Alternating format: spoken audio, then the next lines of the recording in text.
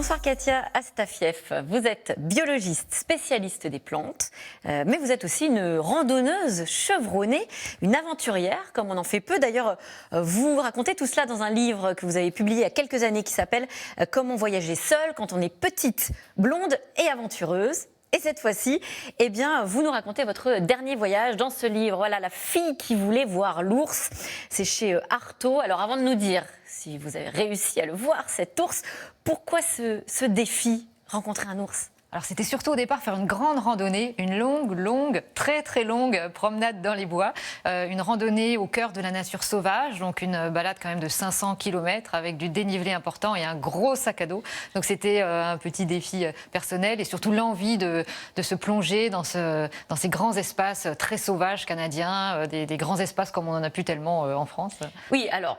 Pour les téléspectateurs, ce que ne dit pas Katia, c'est que c'est une bonne résolution que vous avez tenue le 1er janvier. On en a tous des bonnes résolutions, sauf que nous, on les tient généralement, enfin nous, en tout cas moi, je les tiens peut-être 48 heures. Vous vous êtes dit, un 1er janvier, eh bien je vais partir.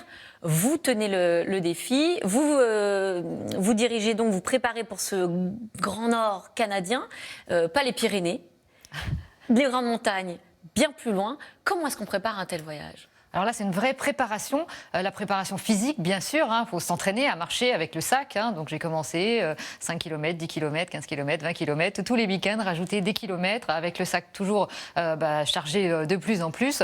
Donc effectivement, il y a cette préparation physique et puis la préparation matérielle, parce qu'il faut penser à tout. Une fois qu'on est au fin fond des bois, dans la forêt avec les ours, on ne peut pas dire « Oh, j'ai oublié ma brosse à dents ». Oui, vous avez cette phrase, s'il vous manque des allumettes ou des chaussettes de rechange, ce n'est pas l'ours qui va vous indiquer le supermarché le plus proche. Voilà, exactement. Est-ce qu'il y a des astuces justement pour ne pas se tromper, rien oublier ? Alors préparer, c'est ça, s'y prendre un petit peu à l'avance. Pas de superflu. Voilà, pas de superflu parce que le poids, ça c'est vraiment le pire ennemi du randonneur. Donc effectivement, tout calculer. J'ai la brosse à dents, mais c'était la demi-brosse à dents pour gagner quelques grammes. Donc effectivement, il fallait penser à chaque petit détail. La nourriture notamment, c'est important avec la nourriture lyophilisée, donc des sachets sous vide, c'est là ce qu'il y a de meilleur. Voilà, c'est de la poudre. Voilà, le filtre à eau pour prendre l'eau des rivières, pour pas. C'est pareil, c'est pas les packs d'eau dans le sac à dos. Donc, il y a vraiment tout cet aspect technique de préparatif qui était assez important. Parce que vous partez seul. C'est un choix, c'est oui. Tout à fait volontaire. Vous ne vouliez pas être accompagné. Je voulais pas avoir de gens. Je plaisante, mais oui, c'est un choix de partir seul. Puis surtout dans une aventure comme celle-ci, vraiment, c'est ça, cette immersion dans la nature. J'ai croisé quelques personnes quand même, notamment au début de la randonnée, qui passaient par quelques villages. Et à la fin, par contre, c'était vraiment très sauvage. Et j'ai pu croiser des grenouilles, des oiseaux, des orignaux.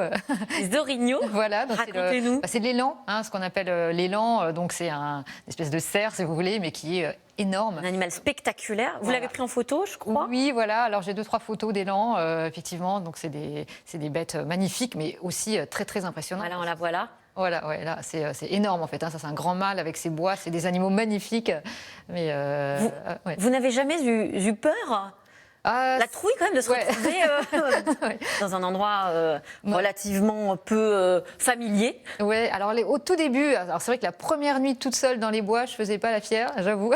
En même temps, vous cherchiez bien, parce qu'il paraît que vous avez emporté avec vous un polar qui racontait quoi? Le meurtre d'une femme en pleine forêt. Qu'est-ce que c'est? Alors ça, c'était une très mauvaise idée. J'avais emmené quelques livres de poche pour lire le soir. D'ailleurs, j'ai arraché les pages une par une pour m'alléger au fur et à mesure. Et j'ai eu la très mauvaise idée d'emmener un polar norvégien. Non, c'était pas une bonne idée, ça.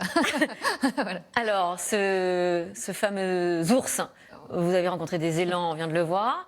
Au départ, pas de rencontre particulière. Vous marchez, d'ailleurs, vous découvrez aussi, vous ne attendiez pas forcément à une marche aussi difficile, je crois, un environnement aussi peu confortable malgré l'entraînement. Voilà, en fait, c'était beaucoup plus difficile que ce que j'avais imaginé. Les Appalaches, c'est pas des montagnes immenses. Il y a des sommets à 1000, 1200 mètres, donc voilà.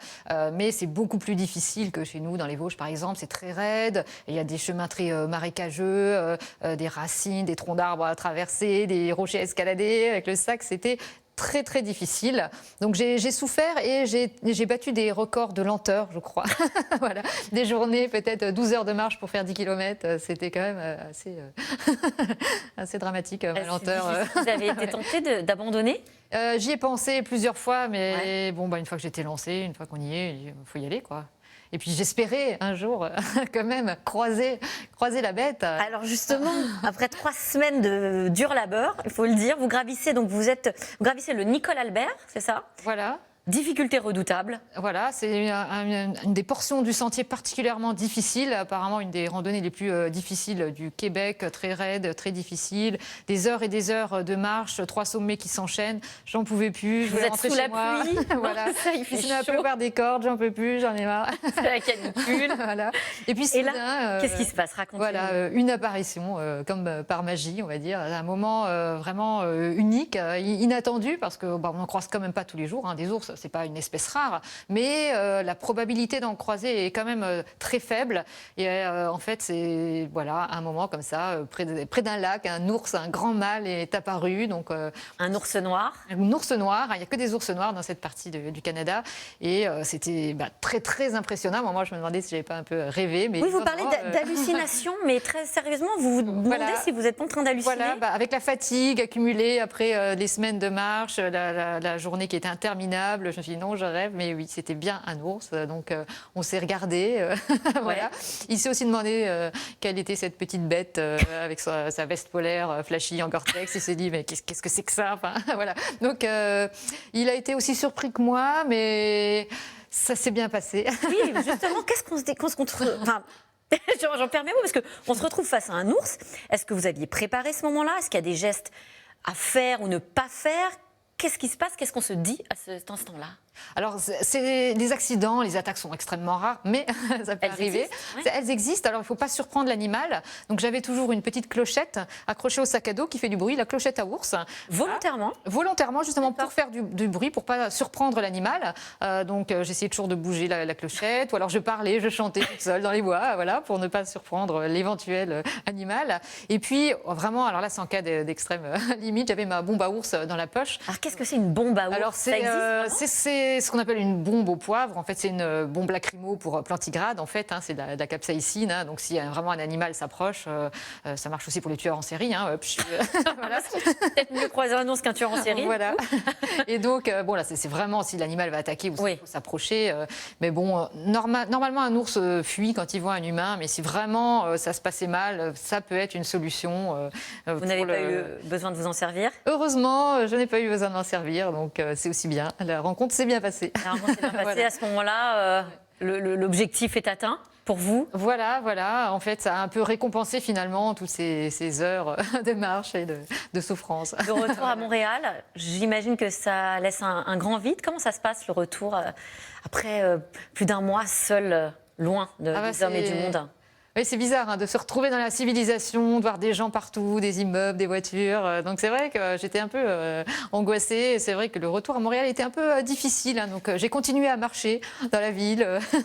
J'ai fait tout Montréal à pied. Comment ça va aujourd'hui? Vous avez prévu de repartir? Ah ben j'espère bien. C'est vrai ou ça? Ah, c'est pas encore décidé, mais j'ai quelques petites idées, mais forcément, je repartirai très bientôt. Bientôt. Voilà. Un petit clin d'œil aussi pour cette musique que vous adorez, qui vous a donné, je crois, du baume au cœur au moment de ce voyage. Les étoiles filantes. Les Cowboys fringants, ouais. Les Cowboys fringants. Voilà, groupe québécois qui parle de la vie, voilà, du temps qui passe. Et quand on écoute ça, on se dit bah oui, faut en profiter parce que ça passe vite. Et si on a des rêves, on faut y aller, quoi. Faut les réaliser, voilà, du baume au cœur pour vous aussi, téléspectateurs et téléspectatrices.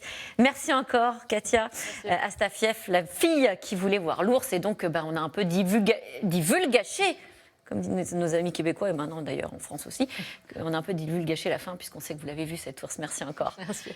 Tout de suite, c'est dans l'air. Bonne émission à vous.